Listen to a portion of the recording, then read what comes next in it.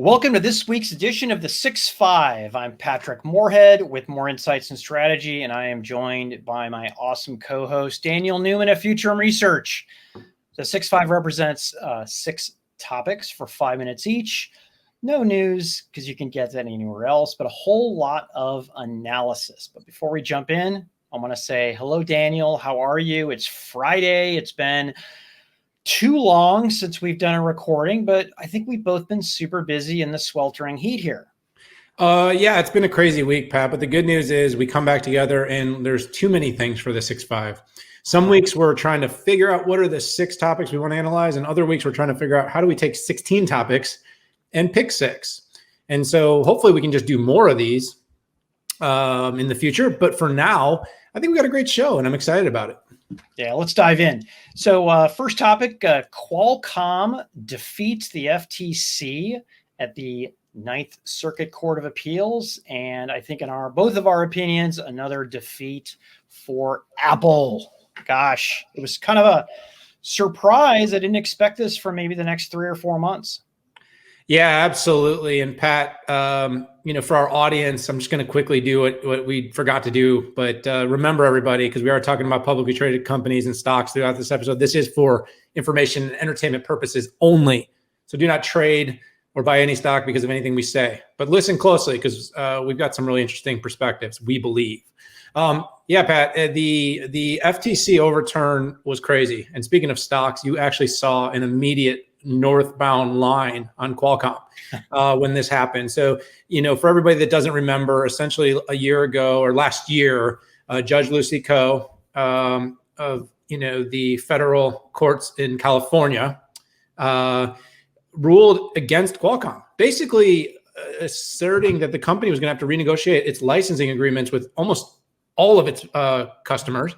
And it was accused of charging too much. Essentially, their model was told that Qualcomm was making too much money on every device by making its patent portfolio available. And specifically, companies like Huawei and Apple had been very outspoken and put a lot of pressure on the federal courts and on the FTC to come down on Qualcomm. So again, not news, but the news here is this: by overturning this, the decision was never should have gone against Qualcomm.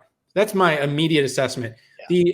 The burden of proof never showed Qualcomm doing harm. Essentially, for everyone out there that does not know this, for about the price of a charger for your iPhone, Qualcomm makes available its entire patent portfolio. And that's a ton of different capabilities, everything from things like the way you use a navigation to security, the way you open up your device. And they literally have thousands of patents that influence the way you utilize your mobile device day in and day out. And Pat, I don't want to hog all the time here, but I was really pleased to see this because one major concern that I have is that companies that invest in innovation, in research and development, which Qualcomm is perhaps the personification here in America of a company that makes massive investments in this area, I do not want to see our country become one that's punitive towards organizations that innovate.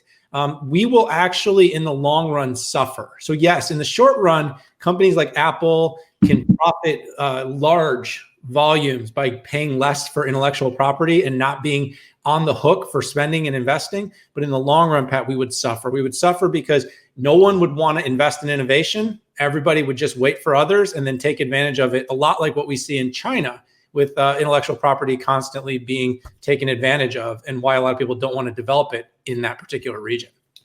Yeah, so Daniel, I'm glad you added that. And it is super important. I think certain lobbyists paid for by certain companies, technology companies, are trying to convince people that there's something wrong with licensing it. Because, if you don't patent something and licensing, you're keeping all of your intellectual property and your secrets to yourself. And other companies couldn't use it. On the other hand, you have companies like Qualcomm who make multi-billion-dollar investments 10 years before a widget that has that intellectual property or their IP enables get out and people start making money.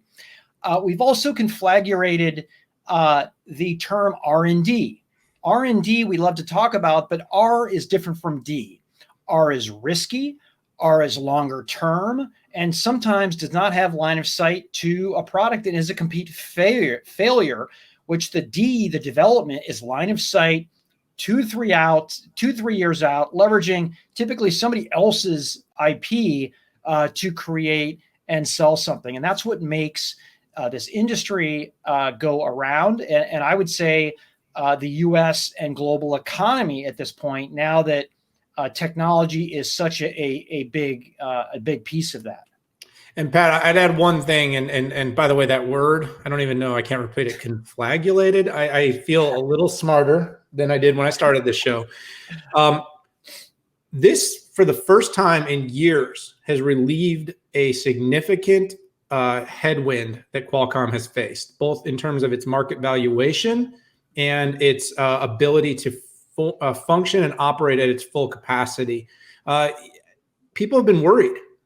All this regulation, and it wasn't just the FTC, but we've had European, we've had China, we've had Apple. I mean, the company has finally been given a good name.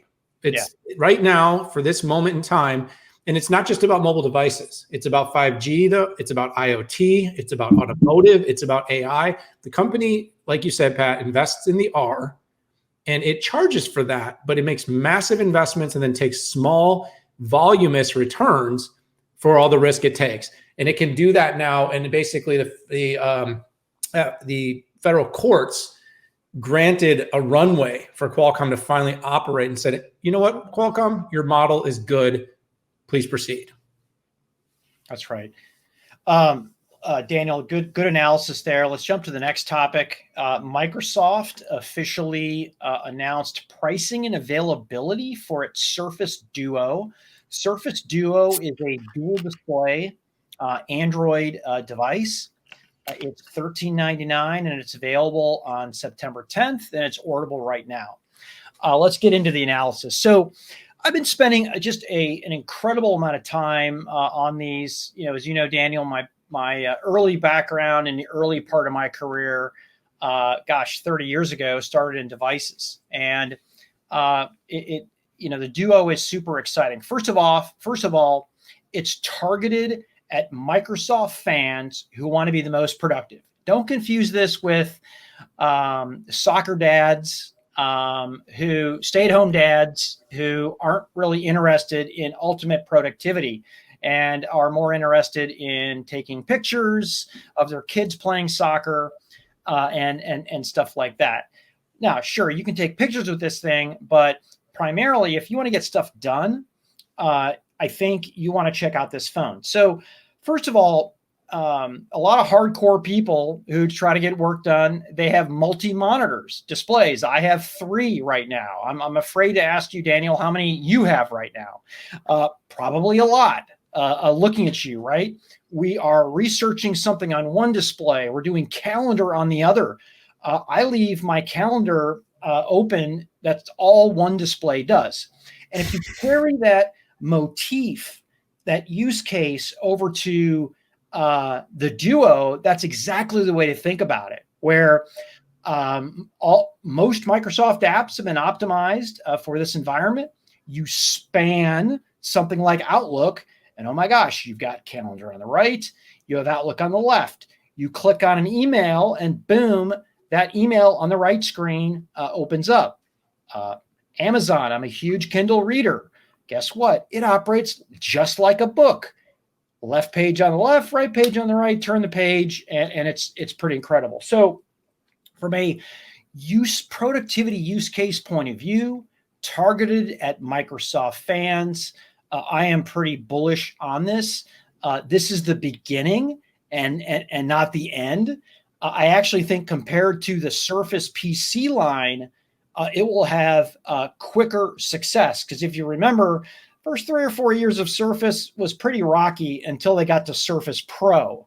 And then it really took off. And I think everybody in the industry gives Microsoft credit for bridging the gap, not just slapping a notebook and a tablet together, but coming up with a different product segment. So I'm super. I cannot wait to do a long-term review, but I'm super excited. Yeah, Pat, I think that's it's a very interesting area. I'm on my Surface Book 3 as we speak. I have multiple Surfaces. It's been very fun to watch Microsoft re-enter the hardware business and do it with a lot of cachet and a lot of desire to be a premium product and a premium both look, feel, and function.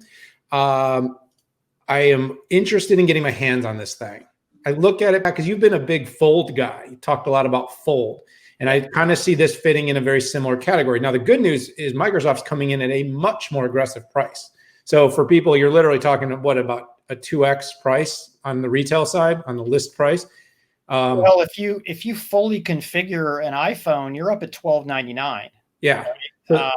But it's in the street.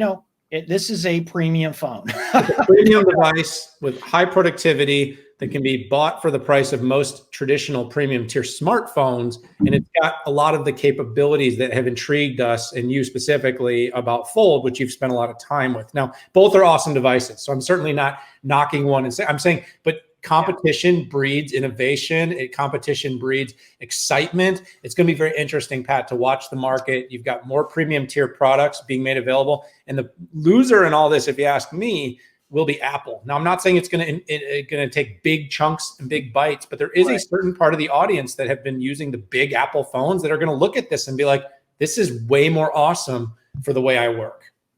Yeah, that's good insights, Daniel. It was interesting. And I finally got it when I looked at it. I was thinking this was similar to the Galaxy Fold, but what hit me is the use case is dramatically different.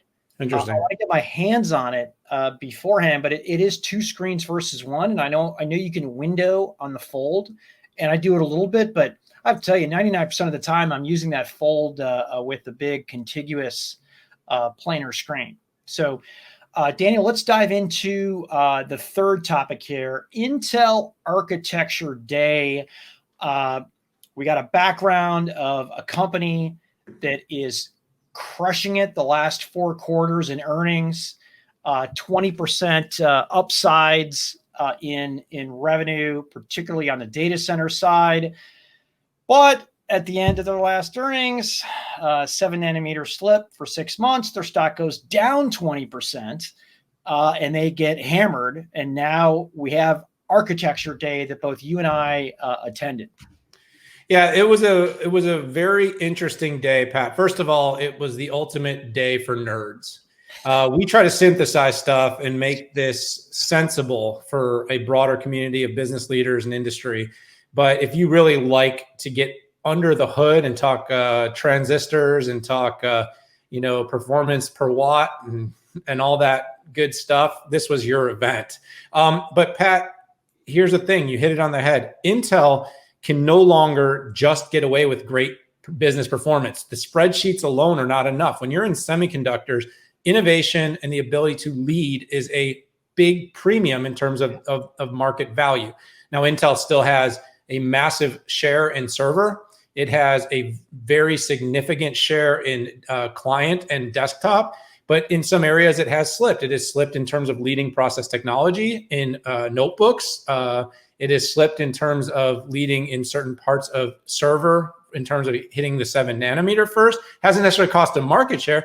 And the company has slipped in terms of making a concrete AI strategy that the market can respond to and buy against. And so, while you're 30 years in semiconductor, you could probably talk a little bit more about the nerdier parts of all this, Pat, than I can. But my assessment came down to a couple of things, and I'd love to get your take on this. My assessment is that Intel has a roadmap that puts the company in a position to get back into a leadership role. It can get back into a leadership role in CPUs and desktops. It can get back into, improve and continue to maintain its leadership role in server. And on the AI side, the company can define itself to find its niche.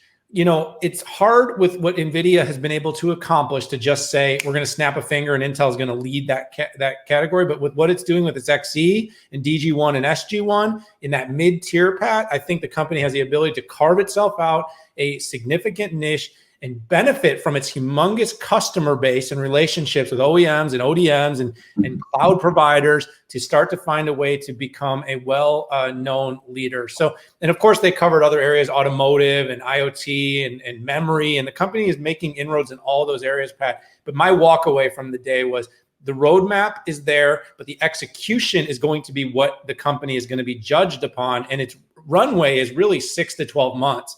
People are not going to be patient for a long time. So the sooner Intel can show it's on the right track, the more quickly it can rebound.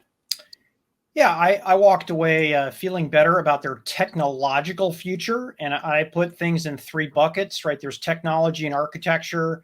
There's products, and then there's research, right? This wasn't research day. This was architecture day. This wasn't product launch day either, but I felt better. I felt like they were very humble. They recognized some of the challenges that they had with 10 nanometer and 7 nanometer and showed a good card. When you get down to it, while I buy into Intel's 6 pillars of innovation, transistors are still important. And I think what I was excited to see is that Intel, my assessment, Intel didn't say this, I'm walking away with this, has the highest performance transistor stack out there. So that, to me, when it comes down to the highest performance in the data center and things like performance desktops, I don't know yet what that means in the notebook market. That's going to make a big deal and could make life a little bit more difficult for AMD in workloads that don't necessarily take advantage of multi-core. We're going to have to see, because this wasn't a product announcement. So we don't know for certain. Also, for the future, and this is related to 3D packaging. So, there's 2D, 2.5D, and 3D. And think of 3D as putting logic on logic, being able to fab the right piece of silicon at the right place in the right process, optimizing economics. Now, the challenge has always been, how do I package that and keep the performance high and the power draw low? And I think what Intel showed, and some of the characteristics of what they're doing with a project codename Foveros, was very inspiring. And we could be looking in 5 years completely different at all semiconductors and the way that they're done. Yeah, that's a solid assessment. And as I promised, you would go a little deeper. I read your analysis, Pat, and some of the comments you put out in the media, and you're always the guy that gets hit by the media when semiconductor companies make big announcements. And fascinating stuff, the 3D chiplets, the transistor leadership. These are areas that, again, it sounds super technical, but in the end, it's performance. It's going to come down to the way we are able to interact, whether it's our workloads in our data centers, or it's the ability to be productive on our machines. And so this is what's going to make the difference, Pat. But for Intel, being able to tell this story, and then I think you said this and I said this, and like reading each other's minds. Everyone's going to watch for execution. Everyone's going to watch and say, okay, you've said the right things. You're saying the right things. Did you do the right things? And did you perform? Because that's been I think the one thing, no matter how good the numbers have been, that have kept people a little bit skeptical. You hit these marks, and I think they're going to be clear for launch, not just on price, but in terms of, regaining wins and growing the TAM. That's right. And that 10-year view, when you're looking at Foveros, that 5 to 10, I think is important. And we're going to see what TSMC talks about in a couple of weeks at their show. They don't usually talk much, but this is the one time a year they do. So good analysis here. I love semiconductors. It's fun. Let's move into T-Mobile. Gosh, T-Mobile, the company that, at least in the US, years ago, I remember people wanting to avoid, now just overtook AT&T as the number 2 wireless carrier in the United States. Pretty amazing. And I think it has a little to do with AT&T diversifying into content with things like Time Warner, that includes things like HBO and things like that. But I think it's fair to say it's also been T-Mobile moves. One of the biggest moves was T-Mobile buying Sprint, and by the way, buying Sprint at a good time. And without getting too geeky, when it came to 5G, Sprint had the bandwidth at the right places at the center bands to complement T-Mobile's high band and low band. The other thing that I know doesn't get a lot of sexiness out there, but I think gave a lot of credibility to T-Mobile, is what it did with 4G and LTE with HSPA Plus, which was a little kicker, a little higher speed that T-Mobile had over a lot of the carriers. And now we're in a position where T-Mobile's number 2. It has low band, mid band, and high band, and the first with standalone, which some people refer to standalone as the real 5G, right? It means you have the 5G spectrum going on the outside, and you also have a new backhaul and new back office type of processing where, the true low latency and you get the monster speeds. So I'm thinking that T-Mobile's number 2 position is I think pretty well secured, and maybe it's on to number 1 Verizon. We're going to have to see. T-Mobile does super well with consumers. They don't do very well right now with B2B, and that's a huge area of strength for AT&T. And by the way, and Verizon, and not just on the smartphone, but also services like IoT. I personally visited AT&T's IoT, one of their IoT showcase labs in Dallas. One of my compatriots at Moor Insight, Will, he went to Israel to visit what they were doing with IoT there, and it's pretty stunning. So great movement by T-Mobile. They deserve a pat on the back, and boy, I love the way that they stir up that competitive pie, trying to make AT&T and Verizon look like these stuffed shirts while they're out there with pink hats.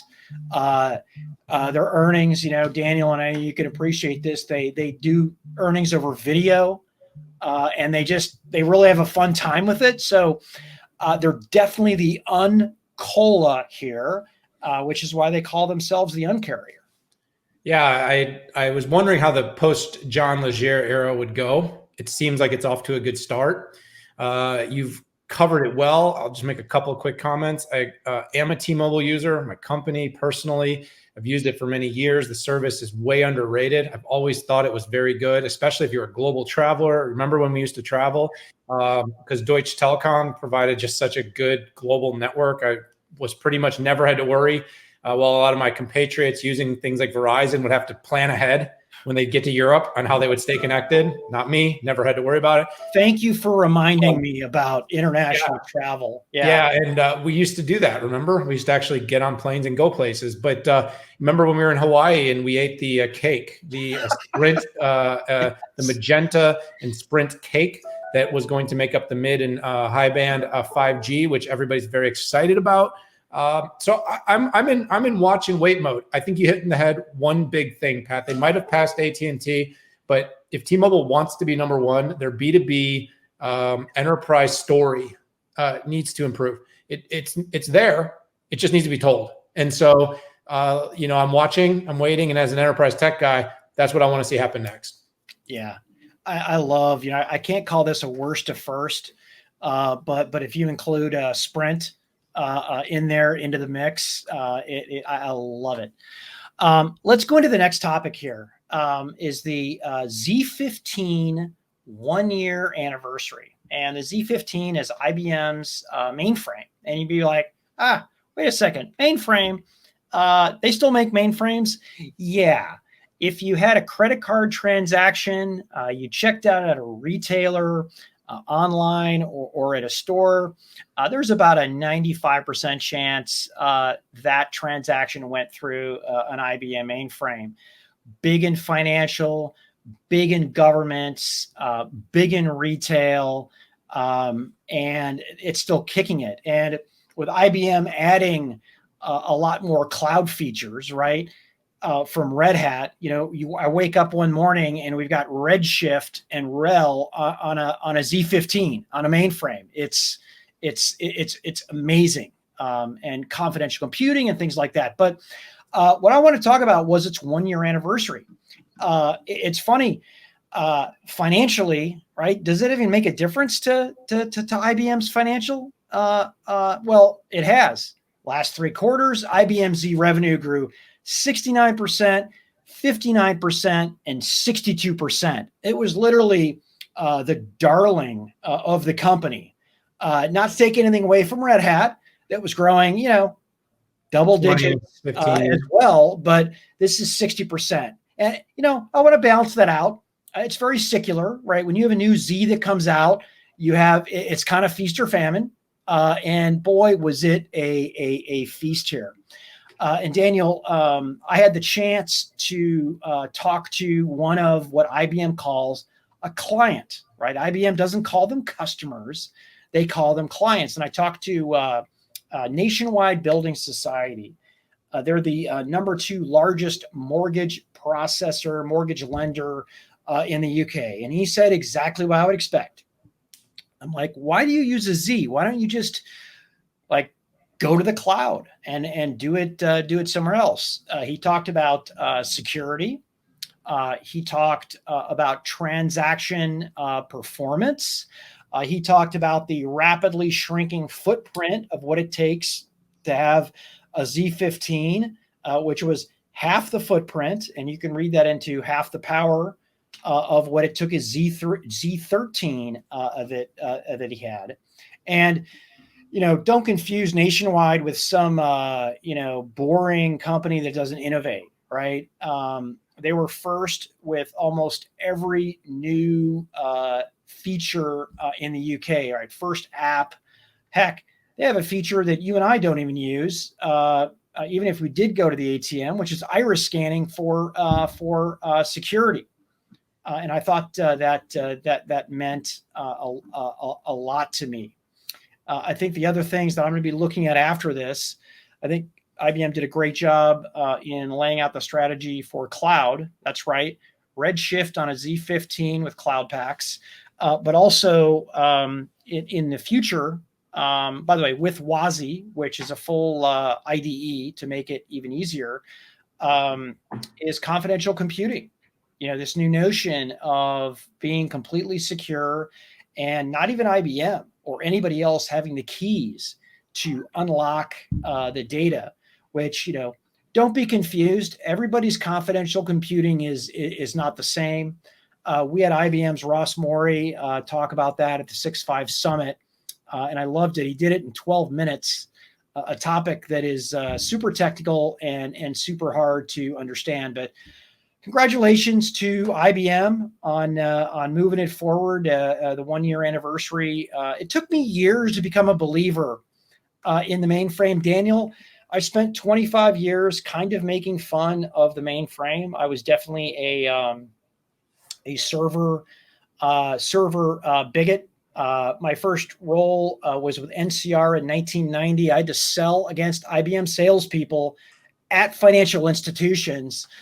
My X80 server against their RS6000 and the previous name of Z, which was the System 360. Well, the renaissance of the mainframe should not be understated, Pat. And you did dive in pretty deep there. I believe the confluence of cloud and mainframe will serve a very unique yet high value purpose. And by the way, that growth that you mentioned sounds more like Azure than mainframe. And so those numbers are impressive.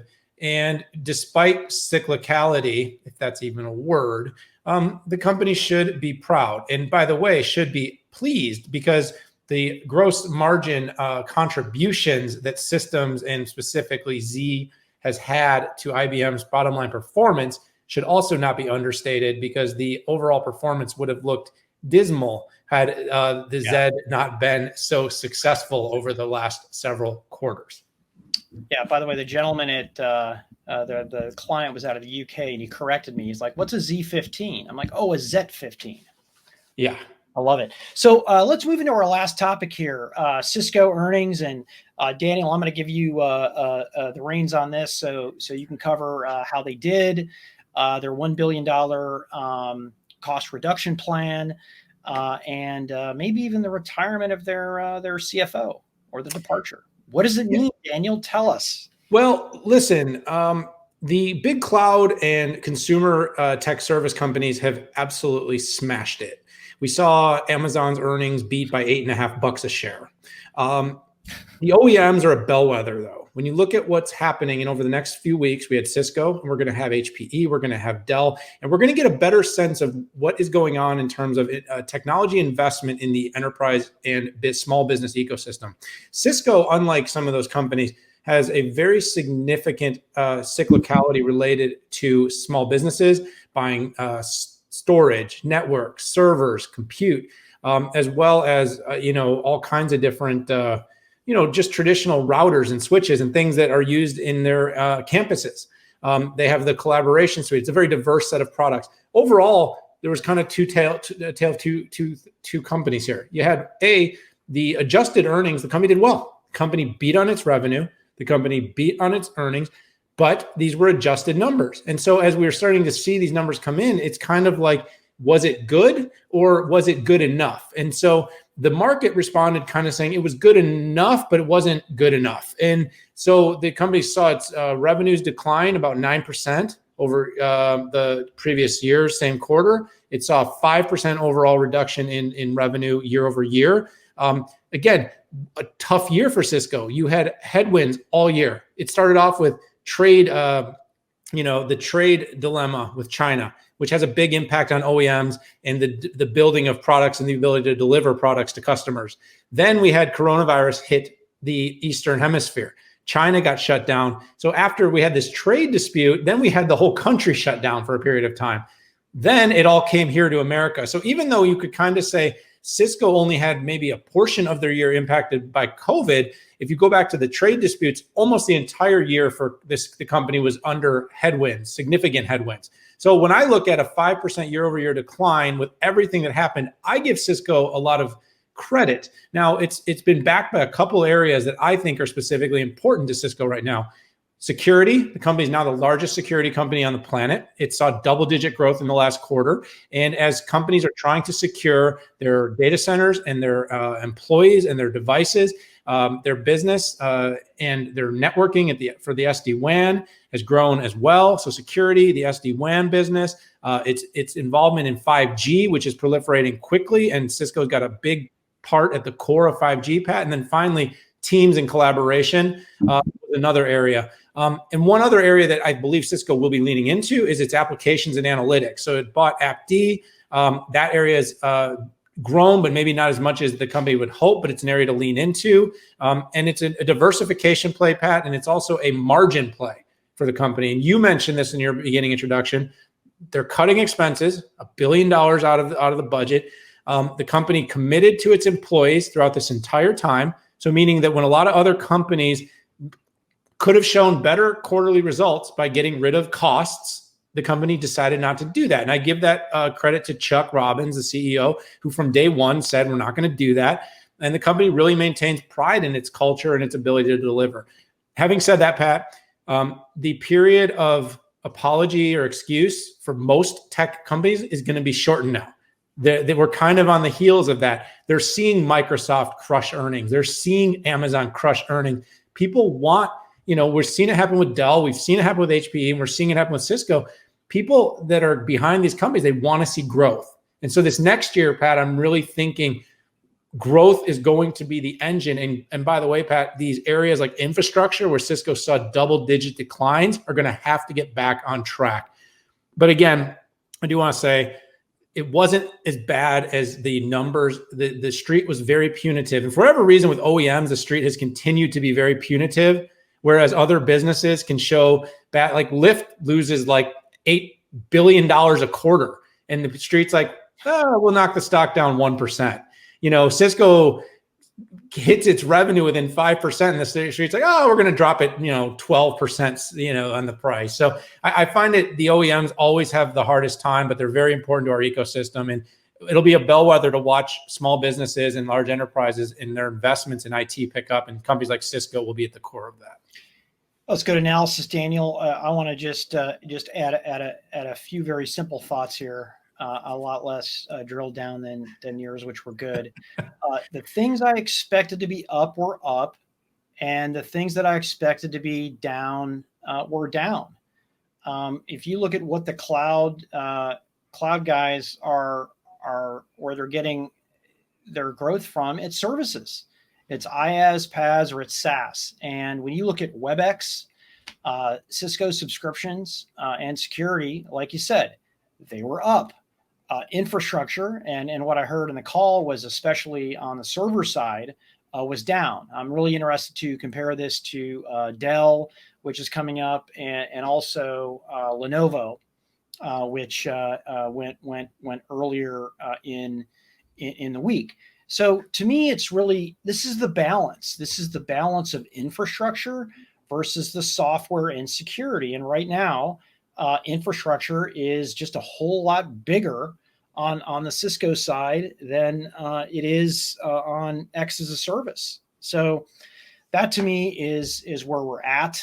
Layoffs are terrible, but we're going to see some there. I was surprised that the stock didn't go back up, because Wall Street loves layoffs and cost reductions, but we didn't see that rebound when Chuck was giving the call.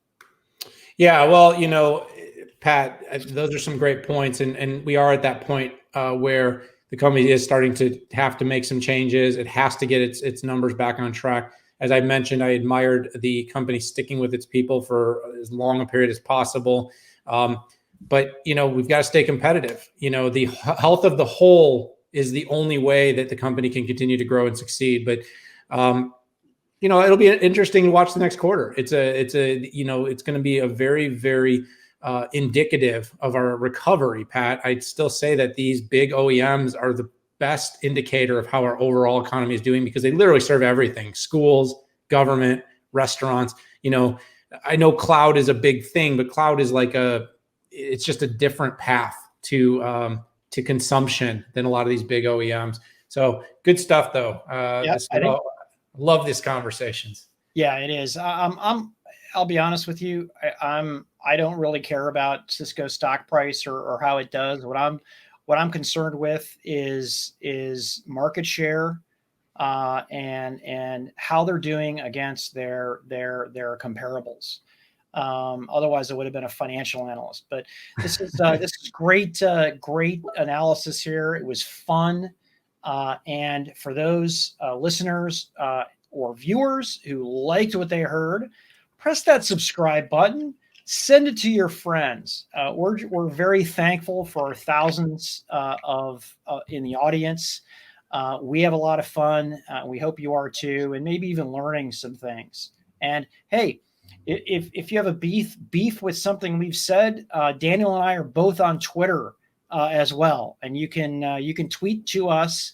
And if it's doesn't have any expletives, we will respond back to you. So with that, Daniel, I'm going to take us out here. It's great to see you. Until next week, thanks for tuning in.